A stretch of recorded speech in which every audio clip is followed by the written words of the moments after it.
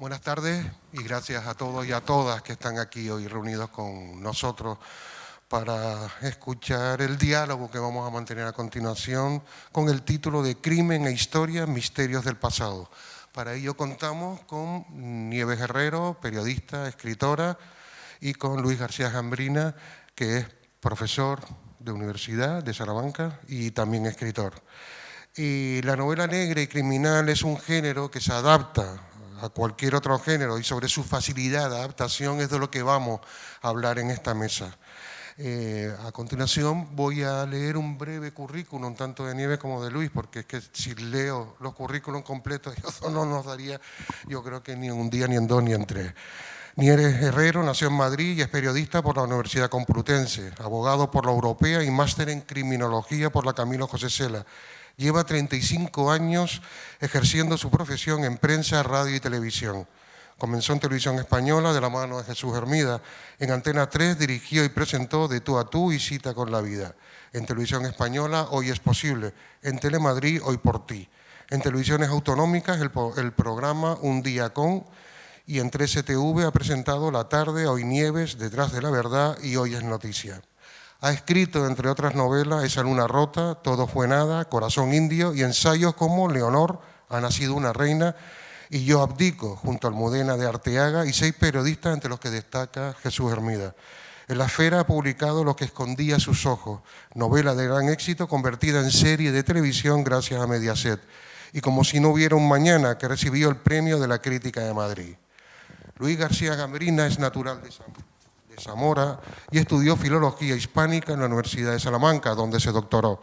Ejerce como profesor en esta misma universidad, actividad que combina con su labor como crítico literario y la escritura de ensayos, relatos y novelas.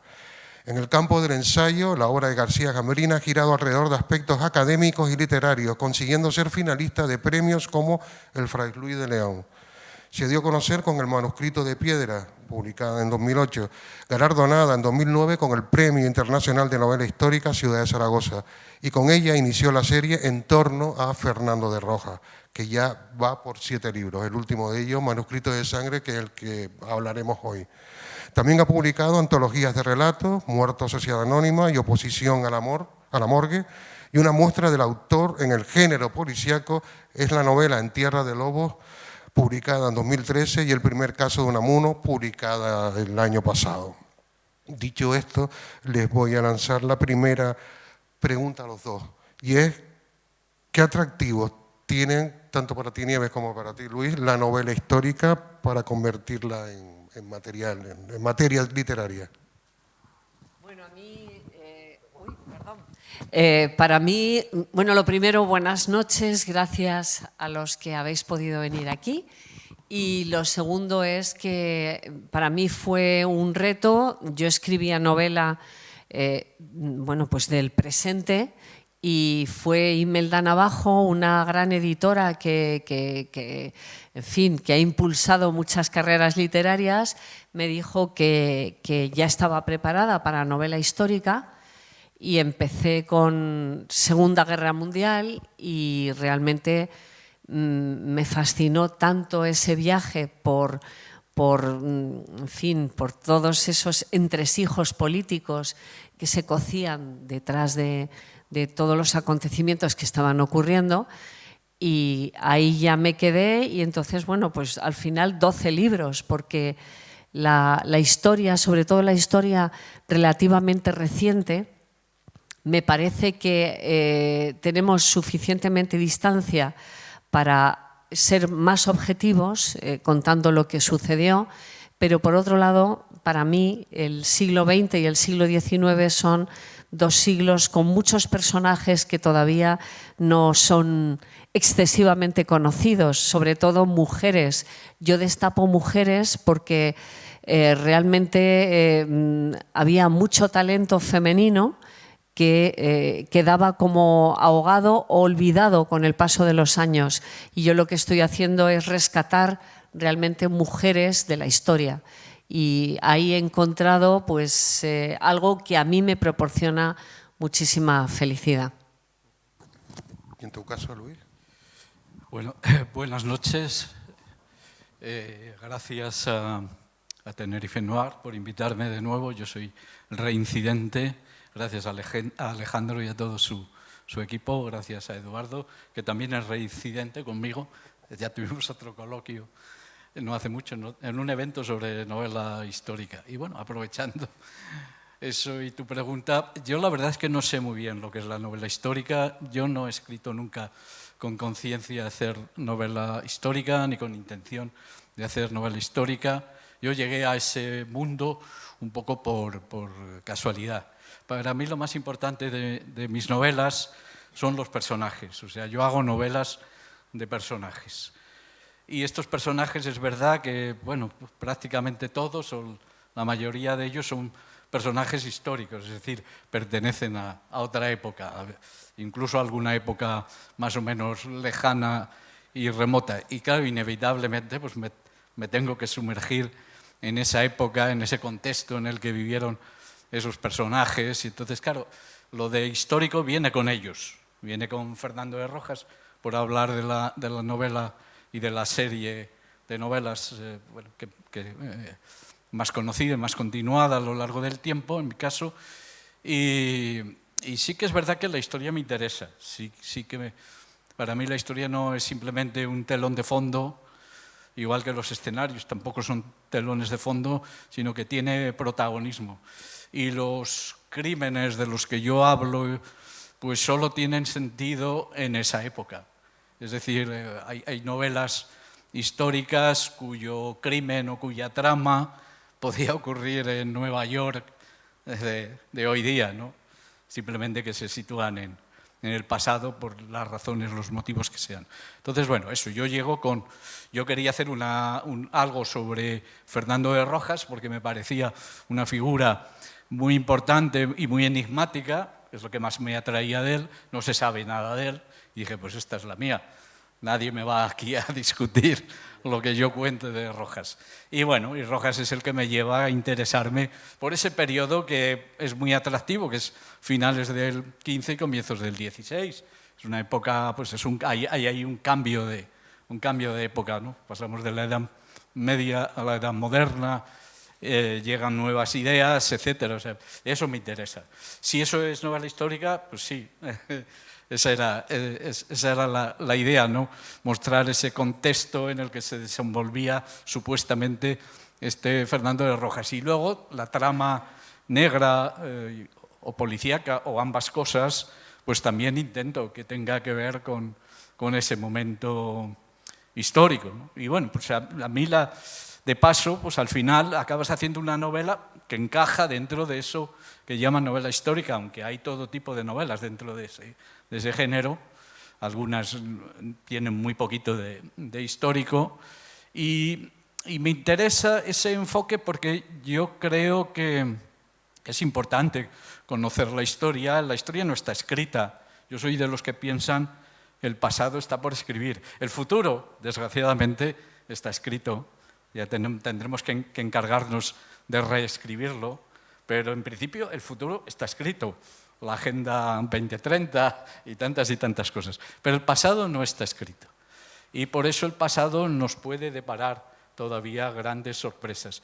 Y yo juego un poquito con esta idea. O sea, hablo de personajes del pasado, los inserto en sus circunstancias, pero trato de mostrar una cara distinta de ese personaje y de ese momento histórico, y también un poco implícitamente qué queda hoy de aquel pasado, ¿no? Esa idea de que es importante conocer la historia para no repetirla, pero que tiene una segunda parte, y es que la única lección que verdaderamente nos da la historia es que todo se repite una y otra vez, y de ahí no salimos.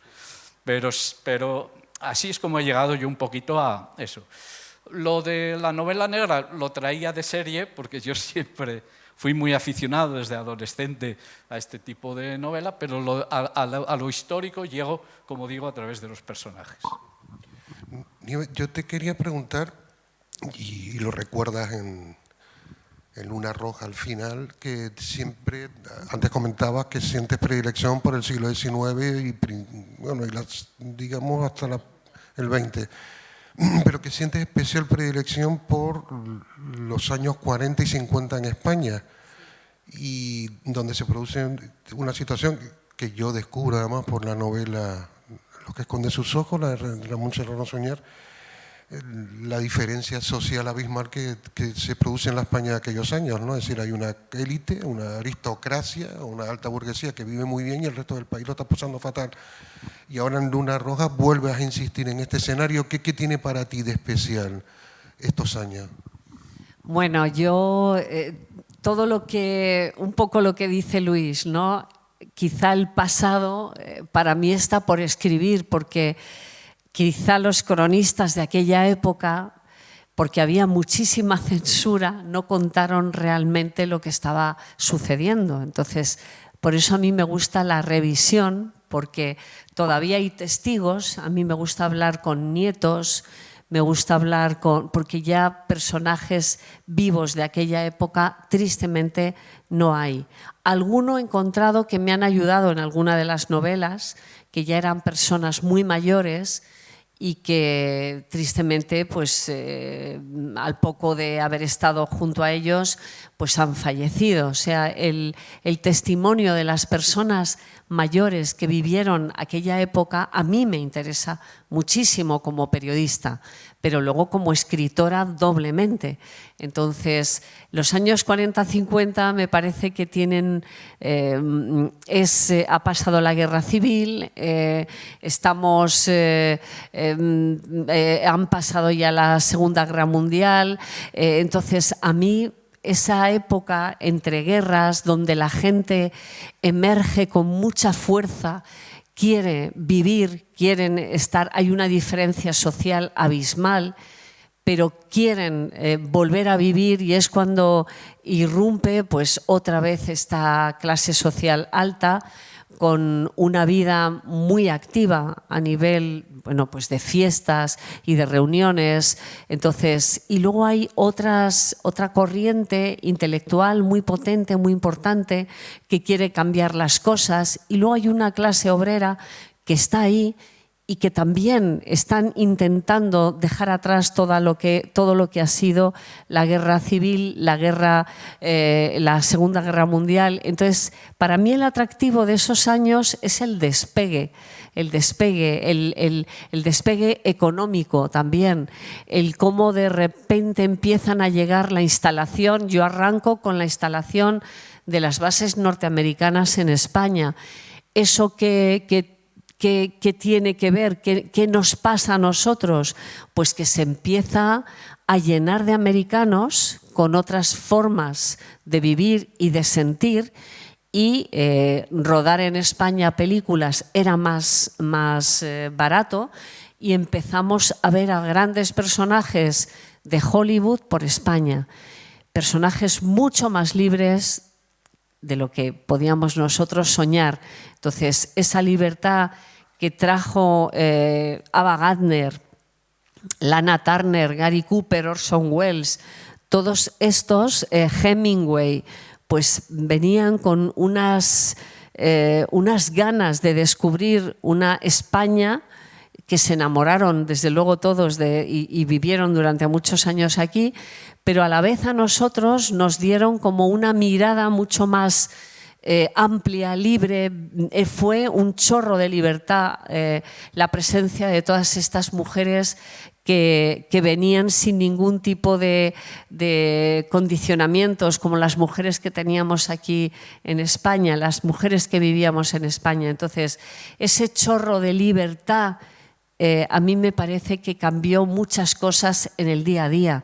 Entonces, te digo eso, pero también me encanta la presencia de mujeres que, bueno, yo aquí me he inspirado en Margarita Landi, que ella solo escribía de moda, era el carrilito que teníamos las mujeres periodistas, pero de repente el robo de un collar de una marquesa la lleva al mundo del suceso y se da cuenta que ese es el mundo que ella quería perseguir.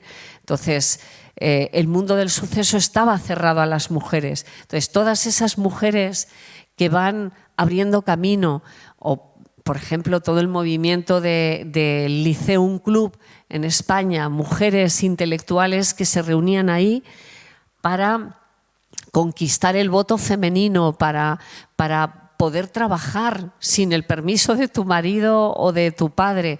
Todas esas mujeres que quisieron cambiar tantas cosas, a mí me interesa y lo voy sacando poco a poco en las novelas, pero son personajes que han existido, pero que el tiempo las ha llenado, o les ha llenado a todos los personajes de tierra, de pátina, que yo lo que intento es quitársela para devolver a la gente estas personas extraordinarias, nada más. Quería preguntarte, antes de preguntarte a ti, Luis, en la novela ella trabaja en una revista que se llama Silueta. ¿Esa revista existió realmente? Bueno, existieron otras, pero el semanario El Caso sí. Sí, era parecido el nombre que había de revistas femeninas. Sí. Y Luis, yo quería preguntarte, ya comentaba al principio en la introducción que ya tiene 7 novelas con Fernando de Rojas de protagonista. El año pasado iniciaste lo que yo espero que se convierta en una serie, que es con Miguel de Unamuno como protagonista. De hecho, en la anterior entrevista intenté sacarte el compromiso que una de estas novelas de la serie la desarrollaras durante el exilio forzoso de Unamuno en Fuerteventura, que espero que me digas ahora que sí que la estás trabajando. No. Bueno, al margen de eso... Vale, ahora... No, eso perfecto. No, yo siempre me pliego. Lo que te quería preguntar era ¿por qué Fernando de Rojas y por qué Miguel de Unamuno? Sí. Y no Ladrón de Guevara o no otro Francisco Delicado como protagonista, porque estos personajes los conviertes en serie y no otros. Ya. Bueno, el caso de Rojas, con el caso de Rojas, tenía una especie de obsesión que arranca desde la adolescencia, cuando teníamos que leer, ahora todavía es así, la Celestina. Entonces, yo recuerdo que leí la Celestina, pues yo qué sé, con 16 años y no entendí nada, pero sí que me deslumbró y vi ahí todo un mundo que me parece muy negro. A mí me parece que la Celestina es uno de los antecedentes del género negro. Hay crímenes, hay robos, hay de todo, ¿no?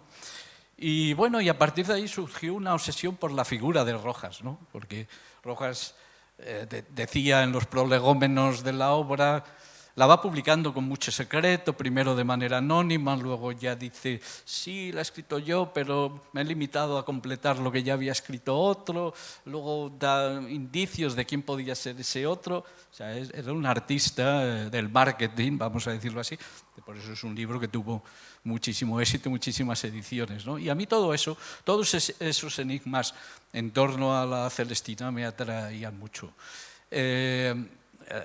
La propia figura de Rojas, no sabemos nada de él, como os comentaba antes, ni siquiera su condición de converso está probada, ni siquiera que estudiara en Salamanca. O sea, es lo que yo llamo un enigma histórico. La literatura española clásica está llena de enigmas, ¿no? Y dije, bueno, pues aquí hay un territorio que a mí me encanta y aquí puedo hablar yo de lo que sé. Yo no puedo hablar de las mafias de Estados Unidos, pongamos por caso, pero sí puedo hablar de esto. Pues yo me he pasado la vida leyendo, dando clases de literatura, ejerciendo de crítico literario. Y vi ahí que había un territorio muy interesante para plantear esos enigmas. Hubo un tiempo que yo quise hacer una tesis doctoral sobre Rojas y la Celestina y demostrar o descubrir algunas cosas que no logré descubrir, y como no lo han logrado muchos que se han dedicado luego a ellos, entre ellos eminentes catedráticos, y ya pasado el tiempo pues vi la oportunidad de escribir una novela. Yo primero empecé escribiendo relatos breves, hice varios relatos que tenían que ver con enigmas de la historia de la literatura, el Lazarillo, etcétera, y bueno, y al final me salió una novela con Rojas, porque sí, Rojas para mí tenía pues mucho peso y era algo que me obsesionaba. ¿Por qué no escribió más libros después de la Celestina cuando ese libro tuvo tantas ediciones? Hubo segundas partes, terceras partes. En la Celestina arrancan muchas cosas, arranca la picaresca, no se entendería el Quijote sin la Celestina, en fin, tantas y tantas cosas. y me parecía que, bueno, pues que ahí había un territorio en el que indagar. El caso de Unamuno es distinto, pero también tiene casi que ver un poco con mi adolescencia, cuando uno se hace lector y lee vorazmente, y ahí pues, bueno, están los cimientos. Yo no sabía que con el tiempo iba a escribir novelas. Unamuno también es un autor que yo leía con 16, 17 años, gracias a que en la ciudad de Zamora, donde yo vivía, pues eso, en esa época, en la segunda mitad de los años 70, pues estaba Agustín García Calvo, el famoso filólogo, escritor, ácrata, con el que yo pues tenía una relación bastante asidua, porque él acababa de volver del exilio francés, y él es el que me contagió ese amor o esa devoción por Unamuno. Y lo mismo, ya cuando estudio filología, etcétera, pues bueno, al final empiezo a meterme por ahí. El primer trabajo que tuve yo pagado después de acabar la carrera de filología fue de becario en la Casa Museo Unamuno, o sea que eso ya me determinó de manera definitiva. Tuve ese contacto directo con un Unamuno más íntimo, más humano, más de carne y hueso, porque mi misión era inventariar y catalogar los papeles de Unamuno, no solo los manuscritos de las grandes obras, sino cualquier tipo de papel, y había muchos papeles. Entonces, bueno, ahí quedó eso. Pasa que yo no me atreví a hacer nada sobre Unamuno hasta el año pasado, hace 2 años que escribo la novela, porque, bueno, quería sentirme seguro en ese territorio. A diferencia de Rojas, de Unamuno se sabe mucho, se sabe, yo diría que demasiado. Es un personaje muy controvertido, etcétera, o sea, muy, muy delicado, y del que yo sabía muchísimo más que de Rojas, que no sé prácticamente nada, como todo el mundo. Entonces, bueno, ahí es mi novela número 12 o por ahí, necesité 11 novelas antes y muchas cosas que he hecho sobre Unamuno, aunque yo no soy especialista en Unamuno, para ya meterle mano al personaje, ¿no? A mí me gusta además escribir sin el peso de la historia, sin el peso de estos grandes personajes que están ahí pues en una peana, ¿no? Como los santos, y quería pues eso, mostrarlos de una manera pues eso, muy directa, muy humana, sin ningún tipo de inhibición. O sea que necesité más tiempo que con Rojas para ocuparme. Pero del resto de novelas que no están dentro de la serie de Rojas ni de la futura serie de Unamuno, que solo ha salido una de momento, pues también son sobre figuras históricas. Tengo una novela sobre Cervantes. Es la historia de Cervantes contada por su peor enemigo, ese enfoque, ¿no? Y es histórica y es real, ¿no? Ese enemigo existió y fue como una sombra, una mano negra en la vida de Cervantes. Y bueno, ya que estamos hablando de Margarita Landi... Yo quería preguntarles, porque tienes una novela donde Margarita Landi, ¿hay un personaje inspirado o es la propia Margarita Landi en Tierra de Lobos? Y en tu caso el personaje de Margot está inspirado también en Margarita. Entonces me gustaría que hablaran precisamente de quién fue Margarita. ¿La llegaste a conocer, no? Sí. ¿Y qué tal? Bueno, ¿la conociste tú, Luis? No. A mí me caía muy mal Margarita Landi. ¿A ti te caía verdad, mal? Cuando yo la conozco, que es ya muy mayor. Muy mayor. Sí. Yo la conocí cuando ella acababa ya en el mundo del periodismo, su carrera ya finalizaba y yo empezaba. Y entonces a mí esta mujer a mí me chocaba mucho cómo hablaba, pero también me parecía un personaje fuera de una novela, porque ella ya era personaje. Entonces yo la veía fumar en pipa, me enseñó su pistola, que siempre iba con ella. Me contó cosas tan fascinantes como que cuando la luna esté roja, pues que mejor me quedara en casa porque ese día se iba a cometer un crimen terrible. Y entonces aquellas cosas, aquellas frases de esta mujer tan entendida y una mujer tan, en fin, con tanto coraje para entrar en las comisarías como si fuera un hombre, sinceramente. Y cuando ella entra en la comisaría, yo narro 1954, a ella la llamaban Inspectora Pedrito. No había mujeres en esa época. Hasta 1979 no entran las mujeres por derecho y entraron 42 por derecho. Pero ella fue de las primeras que empezaron a colaborar con la policía porque tenía un sexto sentido. Ella tenía algo especial que enseguida el comisario, aquí sale el comisario Eugenio Benito Poveda, vio que ella podía ayudar a la propia policía a resolver determinados casos. Entonces yo a mi protagonista me he salido del personaje de Margarita, me he inspirado en ella, la llamo Margot Sanz Peters para llamarla Inspectora Peters, igual que la llamaron a ella Inspectora Pedrito. Pero sí que narro tal cual cómo era esa época con las mujeres, cómo era esa época a nivel de investigación criminal, que era muy rudimentaria. Era muy rudimentaria porque tan solo existían las huellas dactilares y bueno, yo aquí hablo de la máquina de la verdad, que la máquina de la verdad no tuvo ningún interés judicial en España. Sin embargo, en Italia, en Inglaterra y en Estados Unidos y en algún otro país tenía la fuerza para detallar que alguien podía ser el asesino de ese caso, ¿no? Pero en España no. Pero yo la traigo aquí a colación en la novela como un elemento que alguien voluntariamente se somete a esa máquina, pero sin ninguna validez a nivel judicial. Pero me parecía interesante porque aquí hay mucho de perspicacia, como decía Conan Doyle en su personaje de Sherlock Holmes. Aquí, en la novela que yo traigo aquí, la verdad se esconde en pequeñísimos detalles, como decía Sherlock Holmes. Entonces, bueno, pues Margarita, que era una enamorada del personaje, que acabó fumando en pipa como Sherlock Holmes, pues me parecía tan atractivo que desde hace 10 años yo tenía en la cabeza el personaje, me propuse que alguna vez tenía que escribirlo. Como tuve algún problema con personajes reales como la baronesa Thyssen, pues decidí inspirarme en ellos y no hacer el personaje tal cual. Prefería la inspiración para yo ser más libre y no depender de una familia que te dijera esto ponlo, esto quítalo, esto no lo digas, esto sí. Entonces, bueno, es en plena libertad he escrito Luna Roja. Entiendo de todas maneras que vas a seguir con el personaje, o me dio esa sensación. Sí, me han pedido la segunda parte y una tercera parte, ya veremos.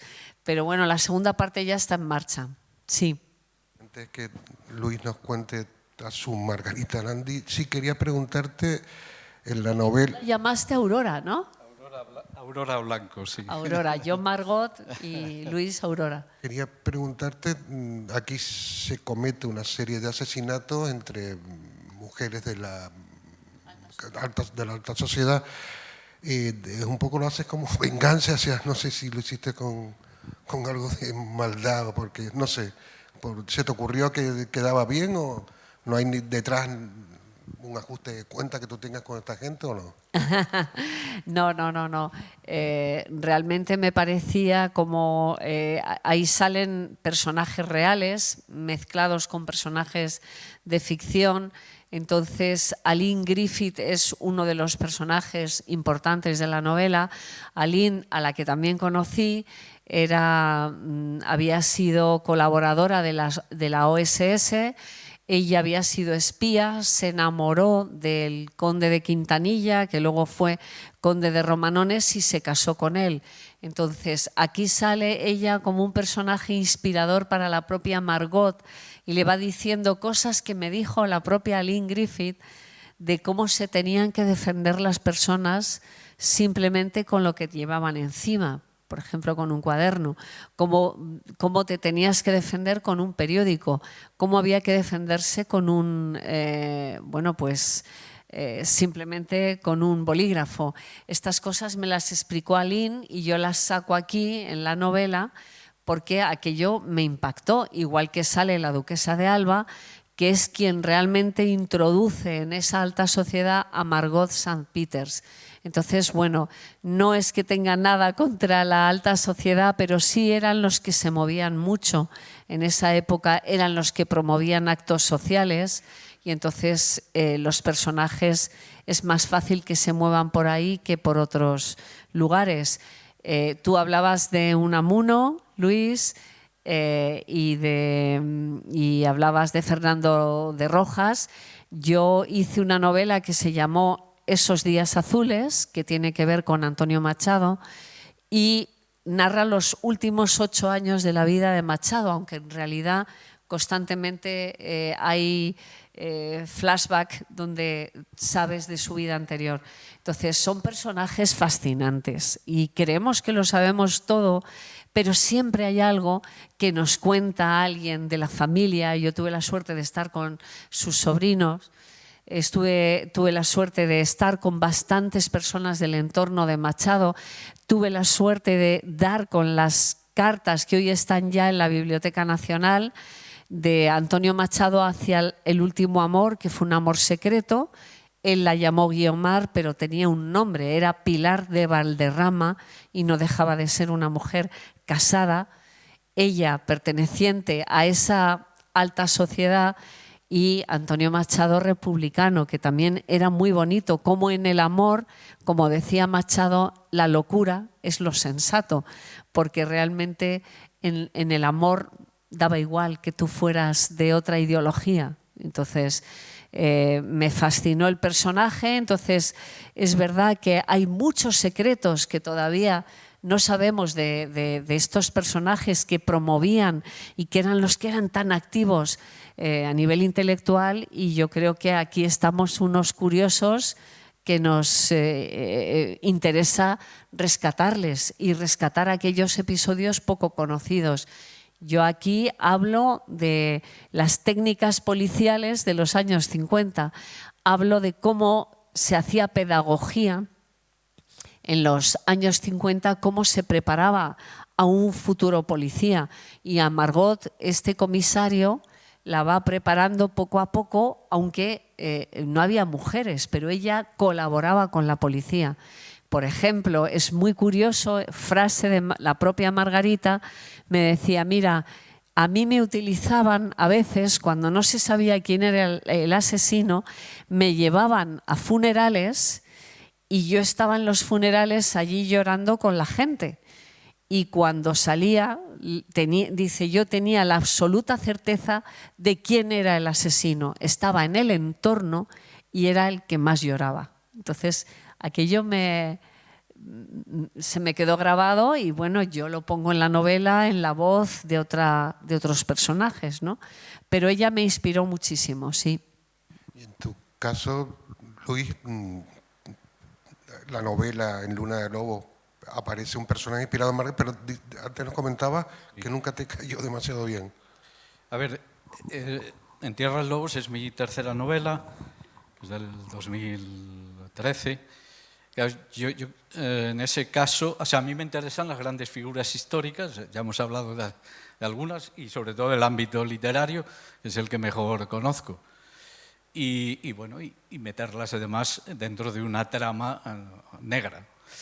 En ese caso yo quería hacer una novela sobre una figura real, histórica, pero pues eso, de menos envergadura, ¿no? que Rojas. Yo no conocía a Margarita Landí, yo la vi en la tele, ya muy mayor ella, y la verdad es que me parecía un personaje insoportable. Pero claro, yo tenía una Margarita Landí, que era la de mi abuelo. Mi abuelo materno es el que a mí me contagia la afición por la lectura y con el que yo incluso leíamos juntos, ¿no? Él leía novelas de Marcial Lafuente Estefanía y leía El Caso. Entonces, a mi abuelo sí que le fascinaba Margarita Landí, ¿no? La Margarita Landí de los años 50 y luego de los años 60, etc. Yo creo que mi abuelo estaba enamorado de Margarita Landí. Y él decía que Margarita Landí había estado en Zamora, en la provincia, pero bueno, había pasado por la capital, para ocuparse de un crimen de estos truculentos de la España profunda, y que la había conocido y que le había ayudado, me decía él. Yo creo que era una fantasía, pero algo de base real debía de tener. Entonces, bueno, esa era mi Margarita Landi. Claro, luego cuando sabes algo de ella, lo interesante de este personaje es que al menos en los años 50 era un personaje muy rupturista, porque es la primera reportera de sucesos que llega un poquito por casualidad, porque había escrito ese artículo sobre el robo del collar de la marquesa. Y claro, a mí no solo me interesaba el personaje, que lo veo un poco desde los ojos de mi abuelo materno, sino que me interesaba mucho ese semanario, el semanario El Caso. Y ahí me tropecé con una tesis doctoral que había hecho una profesora de la Sorbona, una filóloga, una hispanista, pero que en vez de ocuparse de Cervantes, pues se había ocupado de la revista, del semanario El Caso. Y me regaló un ejemplar en francés. Y bueno, por curiosidad me puse a leer, porque eso era El Caso. Para mí El Caso era mi infancia, era mi abuelo. Y empiezo a leer y descubro ahí una mirada muy distinta sobre ese semanario, sobre esa publicación. Claro, El Caso cumplía unas funciones dentro del periodismo del régimen, ¿no? Se centraba en lo morboso y se supone, pues decían que era la revista de las porteras. En realidad la leía todo el mundo, también las marquesas la leía todo el mundo. Pero luego me di cuenta que realmente en aquella época, o al menos en los años 50, el semanario El Caso era la única publicación periódica española en la que se hablaba de la realidad más cruda de España. Cuando en España no pasaba nada, ese era un eslogan del caudillo, en España nunca pasa nada. No había crímenes, no había catástrofes naturales, los trenes nunca descarrilaban, este tipo de cosas. Y la única publicación donde se hablaba de esos crímenes, de esos descarrilamientos y de esas tragedias era El Caso. O sea que El Caso tuvo muchos problemas con la censura, a pesar de que el director era del régimen, era un falangista que había estado, si no recuerdo mal, en la División Azul, etc. Entonces, a mí me fascinó esa mirada distinta, que siempre es la mirada del que viene de fuera.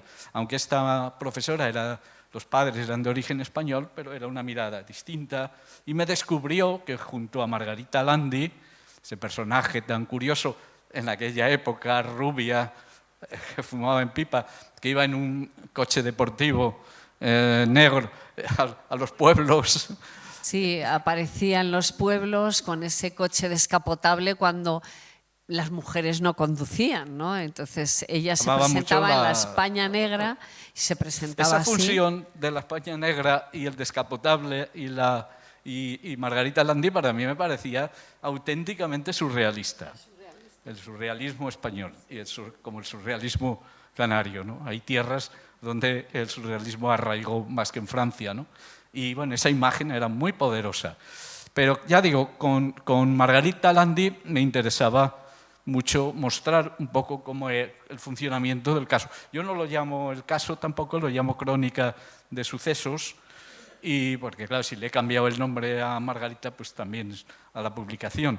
Y entonces era un poco eso, a través de este personaje, a través de esta publicación era mostrar un poco la España en mi caso creo que era el año 53, que es un año bisagra, ahí porque bueno, empieza esas relaciones o culminan, mejor dicho, esas relaciones con Estados Unidos, etc.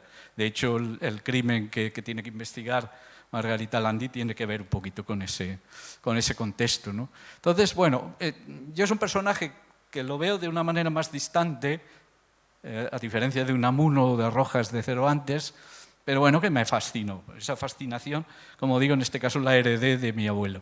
Pero de verdad que hay que revisar un poco lo que supuso el semanario El Caso en aquella época. Era el único que hablaba.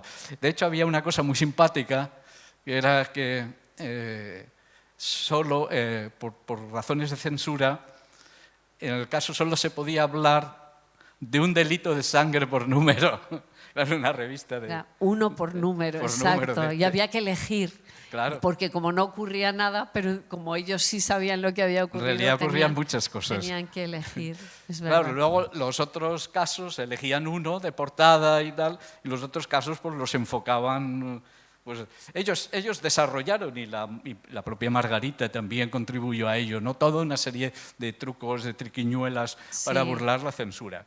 Pero en esa publicación, igual que había una cartilla de racionamiento, había un racionamiento también de la sangre, ¿no? De hecho, mi novela, en principio, yo la iba a titular Cupo de sangre, había un cupo. Ya luego, con el tiempo, dejaron que fueran dos casos de sangre. Pero, insisto, la valentía de esta gente de sacar, por ejemplo, un tranvía que descarrila en Madrid, y bueno, el reportero pasaba por allí, hizo unas fotos y de ahí sacaron la noticia, y eso fue censurado. No se podía hablar de un accidente que había sufrido el tranvía porque habían muerto varias personas, ¿no? Entonces, ese juego de esta publicación, que supuestamente es del régimen y que incluso tiene una función... Y que colaboraba mucho con la propia policía.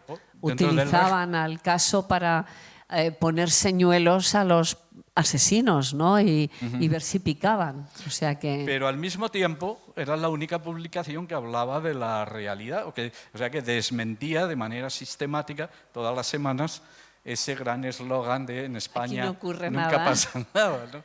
Eso es lo que me fascinó, y bueno, y en ese caso, claro, como yo me distancio de Margarita Landi, aparte que entonces, yo no sé ahora, pero él tenía un hijo. Sí, yo le conocí, hablé con él, ¿no? Yo llegué hasta las nietas, porque luego el hijo falleció. Por eso. Pero vi, o sea, en cuanto ves, es que claro, ves a lo mejor otras cosas y dices, bueno, yo me voy de la realidad, como han hecho tantísimos literatos en su momento, que se basan en un acontecimiento, pero no lo ponen que es ese acontecimiento, porque te tienes que alejar 100% de los nombres, apellidos y de las circunstancias que rodean al personaje que a ti te parece atractivo, porque a lo mejor la familia no quiere que hables de eso. Exacto. Entonces, el único recurso que tenemos los escritores es salirnos del propio personaje para hablar del personaje, o sea, es muy curioso. Sí, porque yo todo lo que cuento de ella, salvo lo que es un poco la propia trama de la novela y del caso, vamos, de crónica de sucesos, todo está documentado. Hay un dato que creo que no has querido mencionar, y es que Margarita Landi era amante de un comisario de policía de Madrid, que era el que le facilitaba el acceso a los calabozos de la DGS. Bueno, también es que de Margarita se han dicho muchas cosas. No, se decía que el sacerdote que la acompañaba a todas partes, porque a Margarita había un sacerdote que era su mano derecha y que era quien le abría muchas veces, bueno, cuando la veían llegar con un sacerdote, pues mucha gente se abría más que si llegara ella sola. También se dijo que ella estaba con ese sacerdote, pero a mí me lo dijo Eugenio Suárez. Yo he podido hablar con Eugenio Suárez era el antes comisario. de fallecer. Eugenio Suárez, pude hablar con él y la verdad es que te digo que llevo 10 años con este personaje en la cabeza, y entonces me dijo un poco cómo fue el inicio de ella, que tampoco fue fácil, porque despertaba muchas envidias dentro de esa redacción donde eran todos hombres, y ella lo que quería era siempre venir con una exclusiva. O sea, había mucha competición entre reporteros para ver quién se llevaba la portada o quién se llevaba el personaje de esa semana, ¿no? Entonces, Margarita compitió a todos los niveles, pero... Eso la echan luego en los años 60, se tiene que ir a Hispanoamérica a ejercer su profesión. Sí, no, es una vida interesante, interesante, y bueno, y el contexto en el que se desenvuelve esta publicación también lo es. Yo tenía una imagen del caso, pues eso, muy reducida, pero luego descubres todo este mundo, ¿no? Y era un poco lo que intenté mostrar en la novela, ¿no? La gran ambigüedad del personaje y la gran ambigüedad de esa publicación, que por un lado ayudaba y colaboraba muy activamente con el franquismo, pero por otro lado ponía en evidencia muchas de las cosas de ese. Y lo hacía de manera deliberada, porque las memorias del que fue fundador y director del caso son fascinantes también, ¿no? Lo que cuenta, en parte sea también mentira, pero lo cierto es que todos esos juegos malabares que tenían que hacer para que todas las semanas saliera la revista son apasionantes. Y luego eran personas amenazadas también. Y el propio Eugenio Suárez, director de la publicación, tenía siempre un pistolón encima de la mesa de redacción. Y entonces a veces no le hacían caso, entonces disparaba al aire, ¡pam, pam, pam!, para que le atendieran y vinieran los redactores. O sea, era todo... Es que lo piensas y dices, es que parece todo como surrealista, mentira. Tenían un cocodrilo. Sí, sí. Si eso era real. Era real, un cocodrilo. ¿Cómo lo llamas tú en la novela? No. Leopoldo, el Leopoldo cocodrilo Leopoldo, sí. Es que el cocodrilo le tocó a una marquesa en una rifa benéfica. Entonces la marquesa dijo, oiga, mire, vale, yo he participado en la rifa, pero les doy a ustedes el cocodrilo. Y el cocodrilo fue creciendo en aquella redacción del caso, y de hecho cuando sacaron una publicación de humor, la pusieron el nombre de Cocodrilo. No sé si la recordáis, el Cocodrilo era una publicación que era de humor. Y es que el cocodrilo Leopoldo se paseaba por la redacción. Es que es todo, o sea, tú lo piensas y dices, pero además había un cocodrilo en aquel sitio entre los redactores. Pues sí. Y entre todos le daban de comer, y Leopoldo era uno más dentro de la redacción. Quería comentarte, cuando escribes Luna Roja, ¿cuál fue lo más difícil para ti? Igual imaginar la trama criminal que hay en el libro, ¿qué fue lo más difícil? Para mí lo más difícil, y ahí me ayudaron psicólogos que acudí a ellos, era trazar la mente del criminal. O sea, No digas quién es. Trazar, saber que lo que hiciera a lo largo de la trama del libro tuviera lógica para alguien experto en conductas criminales, que no fuera una invención mía, sino que realmente los criminales responden muchas veces a parámetros que son estudiados por personas que se dedican a ello. Entonces me decían de qué forma de ser podía tener el criminal. Entonces, bueno, evidentemente hay un punto de frialdad en estas personas capaces de traspasar la línea roja del bien y el mal. Pues me interesa mucho esas cabezas. Casi siempre, a veces decía Paco Pérez Avellán, que fue mi maestro en ese año de criminología que estudié, que a veces el crimen perfecto existe.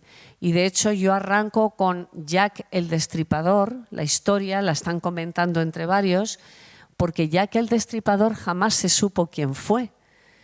Pero sí, entre los muchos crímenes que se le atribuyeron a él, más de 11, al final había 5 que llamaban canónicos porque realmente tenían la firma de Jack el Destripador. Todo lo que ocurría tenían su firma. Entonces, ahora, con el paso del tiempo, como la técnica policial es increíble, gracias al ADN que había en uno de los mantos de una de las víctimas, se pudo saber que era, al final, Jack el Destripador era un inmigrante que había acudido a Inglaterra, un polaco que acudió allí y que era esquizofrénico y tenía verdadera obsesión con las prostitutas. Y de hecho, bueno, pues morían las prostitutas de una determinada manera. Entonces, arranco así, o sea, yo arranco que los personajes que se van adentrando en el mundo del crimen están hablando de Jack el Destripador y están discutiendo porque entonces en esa época no se sabía quién era, sino que sabían que había dejado de matar porque evidentemente había muerto de forma natural, seguramente. Y en tu caso, Luis, ¿qué es lo más difícil en la serie de los manuscritos? Igual reflejar la época, el siglo XVI, en esta novela. A mí me ha parecido completamente realista el retrato que haces de Roma y después que aparecen personajes que me imagino que todos conocen como la Lozana andaluza y su creador, que eso también le da, que es Francisco Delicado, que es un personaje para mí con mucho peso también en esta novela, que no sé si vas a aprovechar y que aparezca en otra, eso no sé si... Bueno, pero la pregunta es, ¿qué fue lo más difícil para ti? ¿Igual la recreación de la época o...? Bueno, esta novela, que es la séptima de la serie, yo quería sacar a Rojas del ámbito peninsular. Varias de las novelas transcurren en Salamanca, una en el Camino de Santiago, otra en el Nuevo Mundo, en la isla de la Española, y quería llevarlo pues, a la ciudad en la que se cocía todo entonces, ¿no? La ciudad donde estaba el poder y una ciudad en la que en aquella época, comienzos del siglo XVI, había muchos españoles, y empezando por el propio papa de origen valenciano, el Papa Borgia. La novela, yo mando a Rojas a Roma para que investigue pues, otro de los grandes enigmas históricos, que es cómo murió el Papa Borgia, cómo murió Alejandro VI. Oficialmente murió de enfermedad o como resultado de una peste que había en Roma en ese verano, que fue especialmente caluroso, pero también siempre se ha dicho que murió envenenado. Y bueno, lo mando para que investigue esa muerte sospechosa, pero sobre todo lo que me interesaba pues, era indagar en esa Roma de entonces, ¿no? Y mostrar sobre todo el Vaticano, los cónclaves que tuvieron lugar inmediatamente después, etc. Y bueno, inevitablemente había que hablar de todo ese contexto, había que hablar de la familia Borgia, que es una familia perseguida por una leyenda negra que empezó entonces y que me parece que es muy injusta porque nos ha impedido ver una familia que tenía pues, de todo, ¿no? Es verdad que estaba la corrupción, la simonía, la venta de bulas y todo eso, pero eso lo hacían los papas de la época, los anteriores y los posteriores, ¿no? Luego estaba bueno, pues, esa vida licenciosa que se le atribuye a Alejandro VI, el Papa Borgia, que también es verdad en parte, pero lo mismo, los papas anteriores y posteriores no se distinguían nada de él. Claro, lo que se decía del Papa Borgia es que tenía relaciones incestuosas con su hija Lucrecia Borgia.